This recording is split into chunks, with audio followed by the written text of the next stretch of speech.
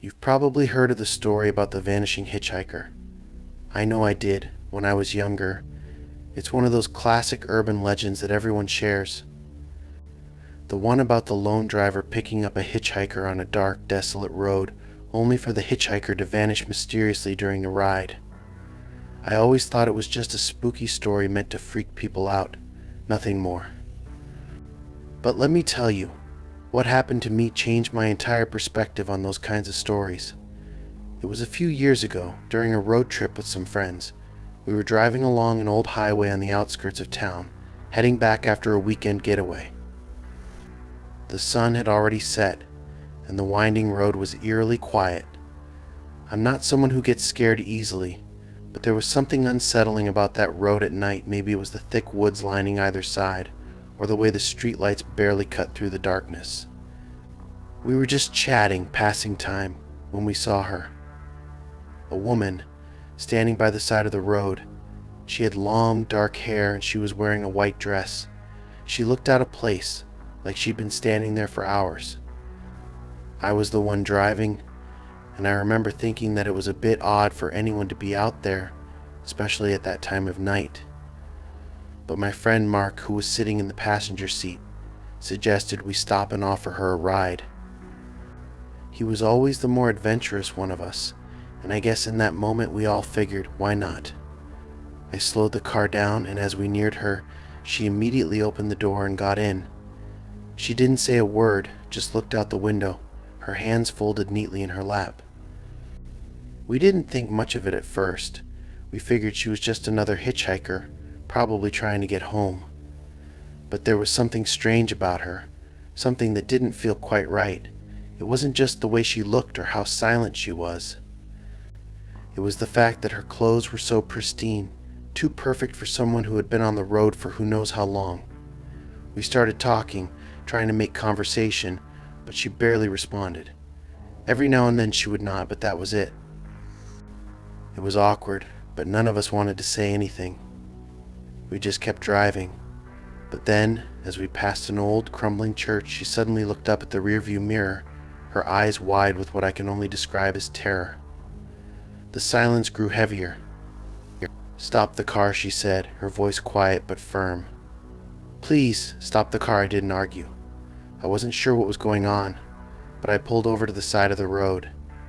The moment I stopped, she turned toward me, her face pale and drawn, as if she had seen something none of us could. Then, without a word, she opened the door and got out, disappearing into the dark woods that lined the road. None of us knew what to make of it. We didn't hear her footsteps, didn't see her walk into the trees. She just vanished, like she had melted into the night. We all sat in silence for a moment, trying to process what had just happened. And then we started talking. One of us mentioned how strange it was that she didn't speak much, and how odd it was that she just left without saying anything else. Mark, the same guy who had insisted on picking her up in the first place, pointed out something even stranger. "Did you notice how cold it got when she was in the car?" he asked. Now that he mentioned it, I realized that the air in the car had felt colder, almost as if a chill had descended the moment she entered. We tried to brush it off, but I couldn't shake the feeling that something wasn't right. I could feel my heart racing as I thought about it. We were so close to the town, so why had she chosen that particular spot to stand? Why hadn't she said anything more before leaving? As we continued our drive, we were all unusually quiet, and that's when I noticed something that made my blood run cold. The rearview mirror.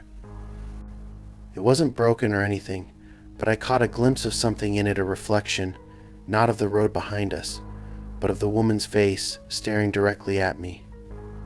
I blinked, and when I looked again, it was gone. The mirror showed nothing but the empty road. We didn't speak about it much more after that, but later that night, I did some searching on my phone. I couldn't get the image of her out of my head, and what I found, well, it shocked me. Turns out there are multiple reports from different towns, all of them describing almost the exact same thing: a woman wearing a white dress, showing up on the side of the road, hitchhiking, only to vanish mysteriously once she's picked up. Some people claim she's a ghost. Others believe she's the spirit of someone who never made it home after a tragic accident. But after my own experience, I couldn't help but wonder if maybe, just maybe, there's more truth to the stories than I'd ever imagined. Ever since that night, I've avoided picking up hitchhikers, no matter how innocent they seem.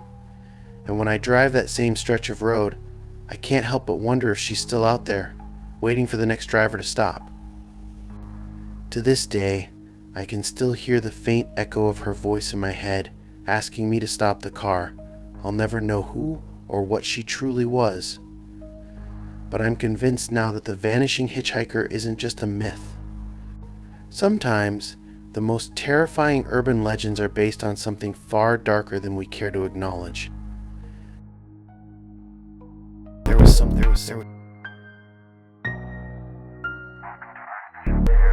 I've always been a skeptic when it comes to ghost stories. I mean, I'm not saying I didn't enjoy the occasional spooky tale, but I always brushed them off as just that tales. That all changed one night when I had an experience I can't explain. It was late, and I was staying in a downtown hotel for a work conference.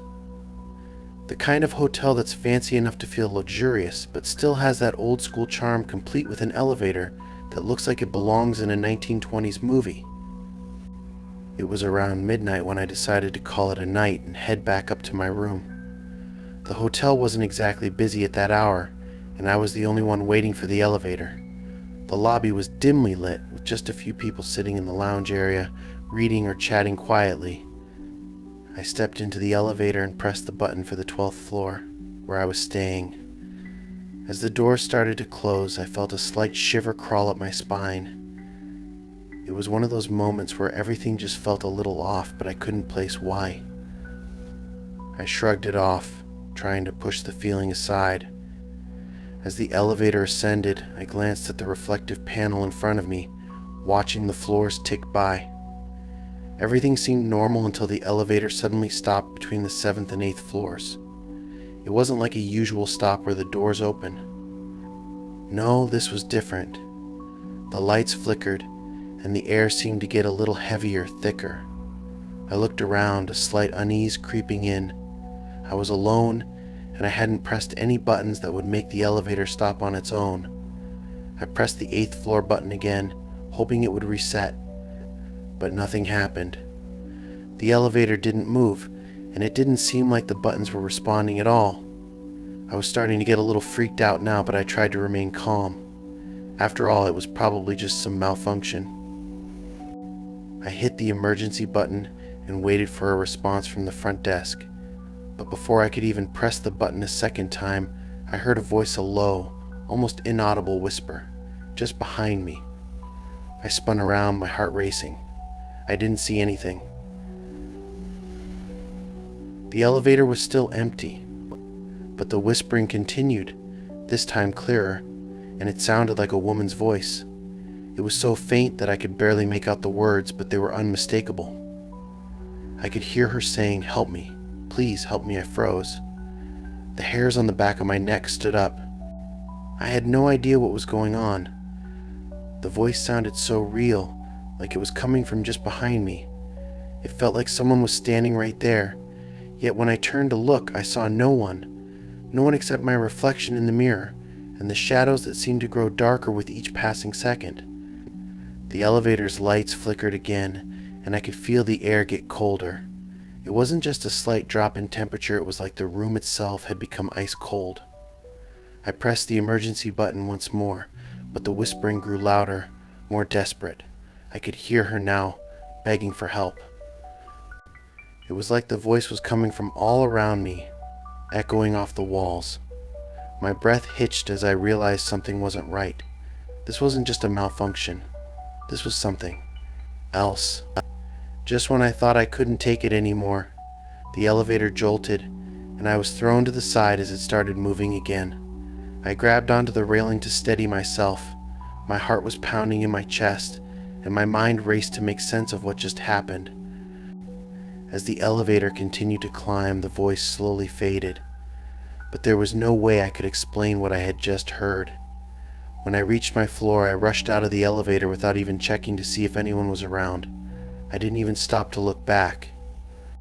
I don't know why, but I had this overwhelming urge to get out of there as fast as I could.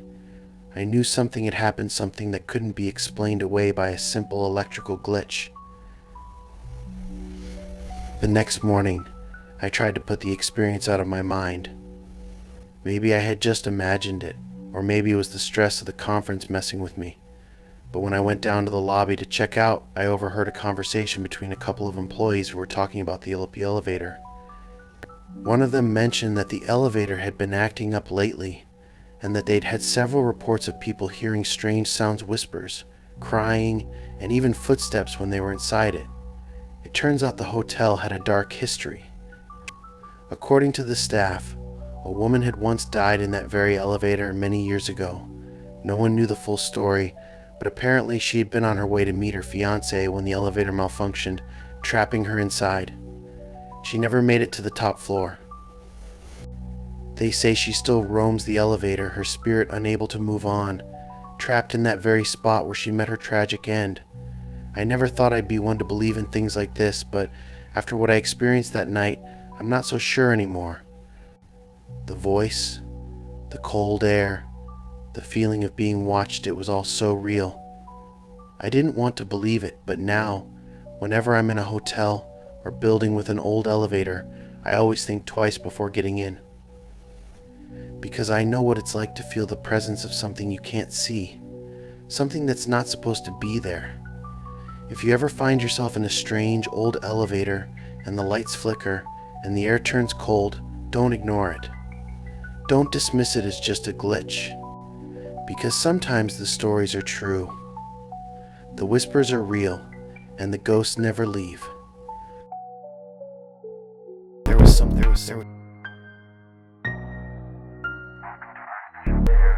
It was supposed to be a simple weekend getaway. My friends and I were looking for something different, something off the beaten path, and we found it in an old manor tucked away in the countryside. It looked like the kind of place you'd see in a horror movie. All dark wood, ivy-covered stone walls, and a history that went back centuries. I didn't think much of it when we booked the place. In fact, it seemed like the perfect spot to get away from everything. The drive there was peaceful enough, the kind of tranquil scenery that made you feel like you were stepping into another world. The manor itself was even more impressive in person. It was a sprawling 3-story building, surrounded by dense woods and an old, overgrown garden. We were the only guests there, which was a bit odd for a place this grand, but it only added to the allure. Our host, an older woman with a warm but distant demeanor, greeted us with a polite smile and showed us to our rooms. She seemed friendly, but something about her eyes always felt like she was looking past you, as though she could see something that you couldn't. We settled in and decided to take a walk around the property before dinner. The manor had that eerie quiet that only places steeped in history have, like the house itself was holding on to secrets, waiting for someone to uncover them. We didn't think much of it at first. We were too caught up in the charm of the place to let the strange atmosphere get to us. That evening we gathered in the dining room for dinner, which was a grand affair. The table was set with antique silverware, and the food was delicious, far better than we expected for such a remote place. As we ate, we noticed something strange.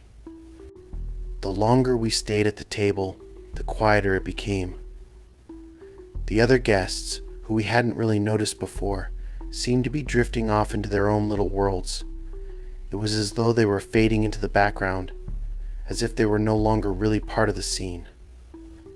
One of my friends, Sarah, even mentioned how she hadn't seen them move for a while, but we just shrugged it off as nothing. The night dragged on, and we eventually retired to our rooms. The manor felt even quieter now, and the sounds of the night outside seemed to fill the halls more than usual. As I lay in bed, I thought I heard faint footsteps echoing in the corridor, but I dismissed it as the house settling. After all, it was old, and old houses make noises. But then there were more footsteps closer this time. I got up to check, but when I opened my door, the hallway was empty. The next morning, things took a turn. We went down to breakfast, expecting to find the other guests, but when we arrived at the dining room, there was no one there except for our host. It was as if the other guests had simply vanished. There were no signs of them, no luggage, no belongings left behind, nothing. It was as if they had never been there at all. The housekeeper, who we had seen the previous day, wasn't around either. Only the elderly woman was there, setting out breakfast as though everything was normal. When we asked her about the other guests, she gave us a strange look and said, "What guests? You are the only ones here." We were all confused and a little freaked out. We had definitely seen other people at dinner the night before. There was no mistaking it. But the more we questioned the woman, the more bizarre her answers became. She didn't seem to remember anyone else. She didn't remember the dinner we had the night before either. She just kept repeating that we were the only ones staying at the manor. At this point, we all decided to go outside to clear our heads. Maybe it was some kind of mix-up, or maybe we were all just imagining things. But the more we looked around, the more we realized that the grounds had changed. The path we had walked the night before was no longer there, replaced by thick, tangled underbrush that made it impossible to walk through. The garden, which had been wild and beautiful, now looked completely overgrown. The trees seemed to lean in, blocking out the sun, making it feel like the light was slowly being swallowed by the forest. We went back inside, trying to make sense of everything, but when we reached the front door, it wouldn't open.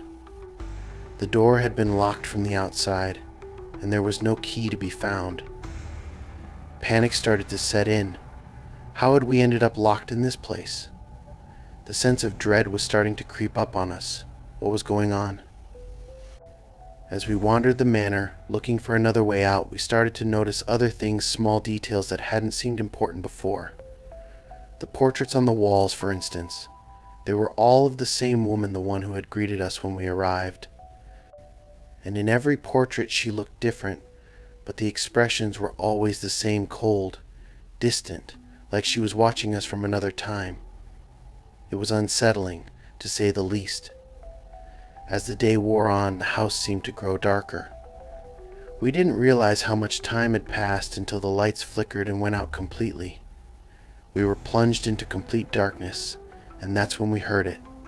A soft, eerie music started playing from somewhere deep in the manor, almost as if it were coming from the walls themselves. It was a haunting melody, one that seemed to make the hairs on the back of my neck stand up. And then we heard the voices. They were faint at first, but then they grew louder, and it became clear that they weren't just sounds in the walls. They were real voices, calling out in desperation. "Help us," they whispered, barely audible over the music. "Help us before it's too late." We couldn't ignore it anymore. We had to leave. The air in the house had grown thick and oppressive, and we all felt like we were being watched. We found a way out through the back door, and when we stepped outside, it was like a weight had been lifted off our shoulders. The forest surrounding the manor was still dense, but at least we were no longer trapped inside. When we made our way back to the main road, we looked back at the manor. It was exactly the same as it had been when we arrived, but there was one thing that was different: the windows. They were all dark now, and the eerie melody from inside the house had stopped. We didn't waste any more time. We got in the car and left as fast as we could, not looking back. To this day, I still have no explanation for what happened that night. I don't know who the other guests were, or why they disappeared, or why the house seemed to change overnight. But one thing I know for sure: something was wrong with that manor, and whatever it was, it didn't want us there. I've heard rumors since then about the place being haunted. People say the house has been the site of many strange disappearances over the years. I don't know if that's true, but I'll never go back to find out. And there was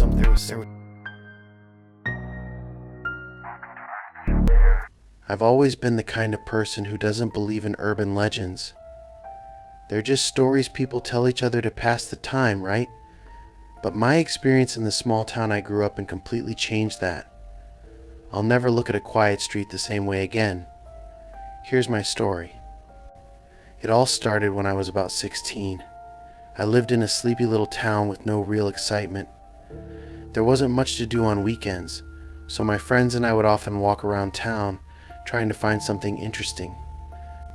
We'd pass by the usual places, cafes, the local park, the library, but one street always stood out to us. It was an old, narrow street that ran through the heart of the town, and it was lined with tall, crumbling buildings that looked like they'd been there for centuries. It had a sort of eerie charm, but we never thought much of it. In fact, most of the time we didn't even notice it. But there was something unsettling about the street. It didn't take long before I realized that none of the kids in our town ever walked down that street. It was like they knew something we didn't. The older folks would sometimes mutter things under their breath when they passed by, but whenever we asked them about it, they'd change the subject quickly. My curiosity got the best of me, and one evening, I decided to take a walk down the street with my best friend, Emma. It was a crisp autumn evening when we first set foot on the street. The sun had just dipped below the horizon, and the streetlights cast long shadows across the cracked pavement. The houses were all empty looking, their windows dark and covered with layers of grime. But there was something oddly magnetic about the place. It was like the street was calling to us, begging us to come further in. We walked slowly, looking around. Nothing seemed out of the ordinary at first, except for the silence. The kind of silence that makes you uncomfortable, like the whole world was holding its breath. I'd never really noticed it before, but there were no sounds, no cars, no birds, no It wasn't long before we both felt it, though. That strange feeling creeping up on us like we were being watched, but every time we turned around, there was nothing there. Emma and I kept walking, even though I could tell she was starting to get uneasy. I didn't want to admit it, but I was feeling it too. It was like the air was thick with something unspoken. The houses we passed all seemed abandoned, their paint chipped and faded. We could hear the creak of old wood as we moved past each one, but it didn't seem like there was anyone inside. The street felt forgotten, like it had been left behind by time. It wasn't until we reached the end of the street that things started to get really weird. Just as we were about to turn around and head back, we heard something, a faint sound, almost like a whisper. It came from behind us, and it was soft at first, like the wind rustling through the trees. But then it grew louder, and we realized it wasn't the wind. It was voices, low, hushed whispers, like a conversation we couldn't quite hear but could feel. I froze, my heart pounding in my chest. Emma turned to me, her face pale. "Do you hear that?" she asked, her voice trembling. I nodded, not knowing what to say. The whispers were growing louder now, and the air seemed to thicken around us. I could feel the hairs on the back of my neck stand up as the voices became clearer. It wasn't a group of people talking, it was like individual voices, all speaking at once. And they weren't speaking in any language I recognized. It sounded like a mix of mumbling and soft laughter, but there was an edge to it. A cold, unsettling edge that made the air feel like ice. And then, just as suddenly as it had started, the whispering stopped. The silence returned, but it was even more oppressive than before. We stood there for a moment, unsure of what to do. I was about to suggest that we leave when we saw them. A group of children appeared at the far end of the street, slowly walking toward us. They were dressed in old-fashioned clothes, long skirts, buttoned-up coats, and hats. They looked strange, almost out of place, like they didn't belong in this time. But it wasn't just their clothing that caught my attention. It was the way they moved. They walked without making a sound, their feet barely touching the ground. Their faces were blank, like they were in a trance. Their eyes were the worst part. They didn't look at us. They didn't even seem to see us. They just walked past us, their heads down, their eyes staring straight ahead. We didn't say a word. We just stood there, frozen, watching them pass by. And as they did, I could feel the temperature drop, like the world around us was getting colder, darker. The children walked right past us, but there was something so unsettling about them that I couldn't move. It was as though they were from another time, another place. And yet, As they passed, one of them just one glanced up at me. It was the youngest one, a little girl in a faded yellow dress. Her eyes were wide and empty, and her mouth curled into a sad, knowing smile. And in that moment I understood. She wasn't real. Before I could process what had just happened, Emma grabbed my arm and pulled me away. We turned around and bolted back down the street, not looking back, not daring to. The street felt different now, alive almost. It was like the houses were watching us, waiting for us to come back. We didn't stop running until we reached the end of the street, and by then the whispers had started again. But we didn't care. We didn't stop to listen. We didn't speak much on the way back home, but I could tell we both knew something was wrong. Something about that street, those children, and those whispers wasn't right. I never went back there, and neither did Emma. Over the years, I've heard more stories, other people claiming to have seen the same things, heard the same whispers, but none of them could explain what was really happening there. I don't know what that street was, but I'm pretty sure it's not a place where you want to get caught after dark. The whispers aren't just sounds, they're warnings. And the children? They were never real to begin with. They're part of something older, something darker, waiting for the next unsuspecting soul to wander too close. If you ever find yourself in that town, and you come across that street, take my advice, don't stop. Don't even look down it. Because once you do, it's already too late.